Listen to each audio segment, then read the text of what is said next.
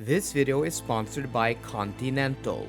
The Ioniq 5N is most definitely the electric car of the moment. If you look anywhere on YouTube, you'll find a video from just about anyone who covers cars. Not just electric cars, but cars, period. And that is for a very good reason, because this is an awesome electric car that takes a step in the right direction if you are a car enthusiast. But we'll get back to that later in my final review later next week. In this video, we are going to find out how far this Ioniq 5N will go on a full charge of battery at a constant 120 kph or 75 miles an hour.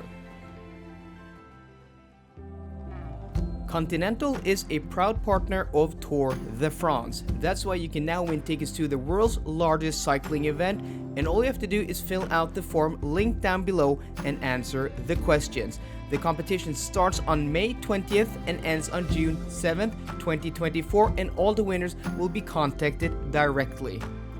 You can win 2 tickets to the historic Tour de France final in Nice. The trip is from the 20th to the 22nd of July, and you get flights, hotels, and VIP access to the finals.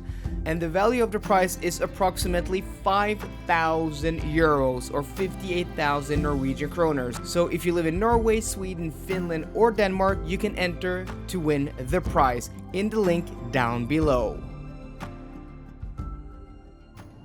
In the past month or two, I've been driving a lot of really cool high-performance electric cars. The Volvo EX30 Twin Performance, the Audi RS e-tron GT, the Mercedes EQE SUV 53 AMG, and I've also got my own Porsche Taycan Cross Turismo back from a few months at repair. So I've been driving some of the very best high-performance electric cars currently on sale, and a lot of them very, very expensive. But this, the brand new Hyundai Ioniq 5N, is maybe the electric car I'm the most excited about lately because of a few things. So first off, the Ioniq 5 is a very good platform. It's a car I like a lot, though personally I prefer its cousin or its sister, the Kia EV6, just because of, the styling, the way it drives. And I've driven the GT version of that, and I was a little bit disappointed with the GT version because even though it looked awesome, especially the last press car I had with the matte paint, and also it had these, really cool bucket seats, it was also sporty and fast, it didn't quite deliver in the driving experience. I've complained about this several times. The Kia electric power steering, the way they tune it, it just feels artificial, and I don't think it's befitting an electric sports car or an electric performance car like the EV6 GT. Even in the EV9 it's like kind of okay, and especially in the EV6 GT, I think that ruins the experience. I'm glad to say here that this steering in this Ioniq 5N is something completely different, and that is because of a few things. Yes, Kia Hyundai are under the same company ownership, or Hyundai own Kia, and they have all of these models that share platforms, though have different identities. But the N division at Hyundai is something very special, which was started up about 10 years ago, I think, like 2014 or 2015, and it was started up by one of the executives from BMW's M division that Hyundai got back about 10-12 years ago. And then they've hired 1 or 2 more executives. So the whole N division at Hyundai is run by former M people, back when M was at their very best, late 2000s, early 2010s, where they were absolutely, hitting out of the park with every electric car. So this has gotten a completely different treatment to the EV6, and I'm going to talk about that more in my review. Today, guys, it is the range test, so that's what we're going to talk about today. But I wanted to, just talk a little bit about why this car is so special.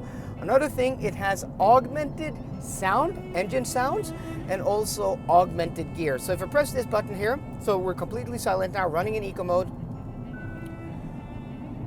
Okay, so I have to go into normal here, and then, no, maybe I have to go off adaptive cruise control. Let's see. Press this. It's a little bit confusing. Okay, so now I'm in N performance mode, and I press here, and then we go into manual mode. So these paddles behind the steering wheel here, normally they're reserved for regen, but in this mode, they're actually augmented gears, which is completely insane.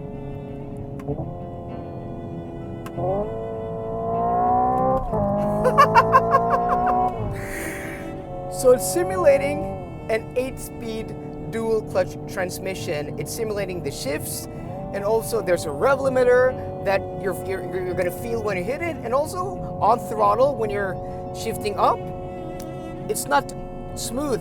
It feels like a proper transmission. You feel it jolting. It's so insane. And then when you go off throttle like this, and then you downshift, it pops and bangs. I mean, guys, this is completely insane. So I'm going to put it back into eco mode now because we are doing a range test and we're just going to be cruising. But this is a new chapter for electric cars, for performance electric cars that, yeah, it's just going to get better and better. And guys, I can't wait to talk more about this in my full review later next week. So yeah, stick around for that, guys. But we're going to continue this consumption test, this range test. After about half an hour on the road, 50 kilometers, we are at 24.3 kilowatt hours per 100 kilometers, which isn't particularly low, but not high either. But we do have nice temperature, dry roads, and 23 degrees Celsius. We are now at our halfway point here in Moelv, and then we're gonna exit here, go under the motorway, and then we're gonna loop back towards Oslo. It is a beautiful day today, and finally, guys, after like a few weeks of really nice weather and then cold and bad weather, we are now back to summer temperatures here in eastern Norway. Pretty darn nice. 23 degrees Celsius outside now, and average consumption at 24.2 kilowatt hours per 100 kilometers, which I don't know, I'm not sure if that's any good. There we have a normal Ioniq 5.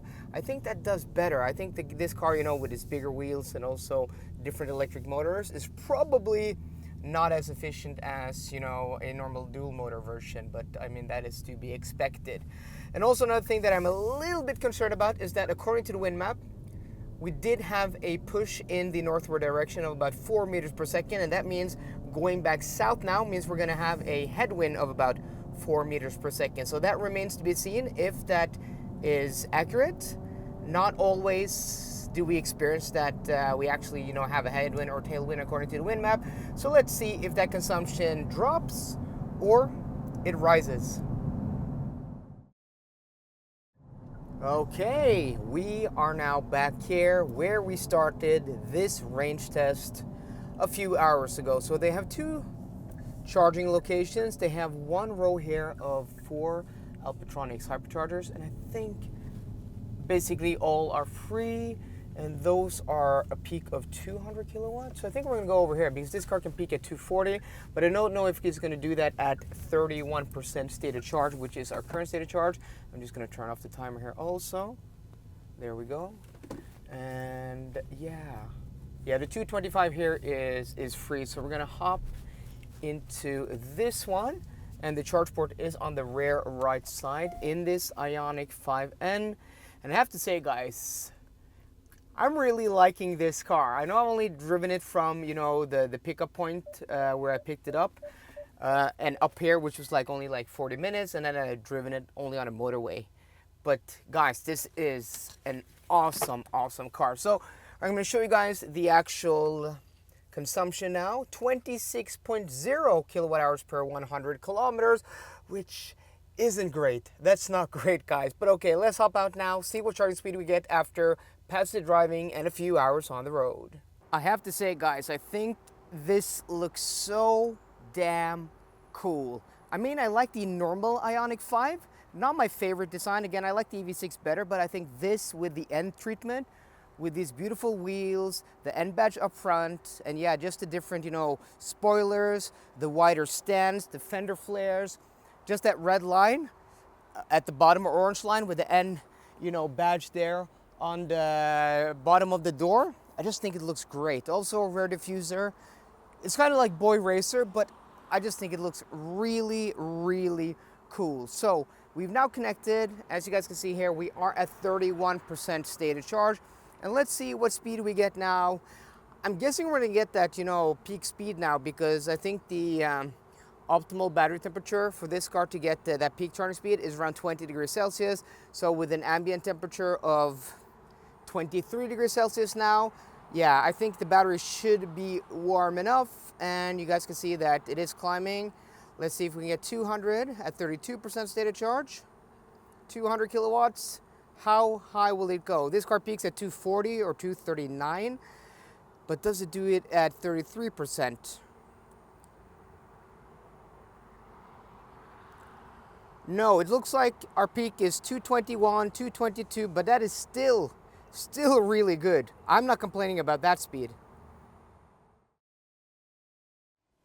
Before we end this video, let's take a look at the results. So the Hyundai Ioniq 5N has a usable battery capacity of 80 kilowatt hours. We take that number, divided by the consumption, 26.0 kilowatt hours per 100 kilometers, and then subtract 3% in heat loss, gives us a theoretical range under today's conditions, pretty darn good conditions, though a bit windy because the consumption was a bit higher once we got back here after our turnaround point. But today's range, 298 kilometers, which isn't great. This is a thirsty electric car. I was expecting better efficiency than this, especially considering the conditions between 21 and 23 degrees Celsius, dry roads, and sunny weather. I mean, it doesn't get better than that. Maybe it could have been a little bit less windy for a little bit better conditions, but I don't think that really makes a huge difference here. I tested the Mercedes EQE SUV 53 AMG a few weeks ago when it was really cold, and that car, though it got higher consumption, the conditions were also completely different. Today's conditions, also that's a bigger car, much bigger car than this. This is a lot bigger in the real world than it looks on the outside because it is a crossover, it is an SUV. But if you look at this compared to something like the Kia EV6, which I haven't been able to do a range test with the GT version under similar conditions, so maybe I should try to ask for one of those cars again, during the summer so I can compare them more closely. But in every test I've done, when you look at similar conditions, Ioniq 5 and Kia EV6, the Ioniq 5 does a lot worse, and that is because of this shape. It looks great, especially in this end treatment, but it's not really efficient. Efficiency is pretty poor. Do I care?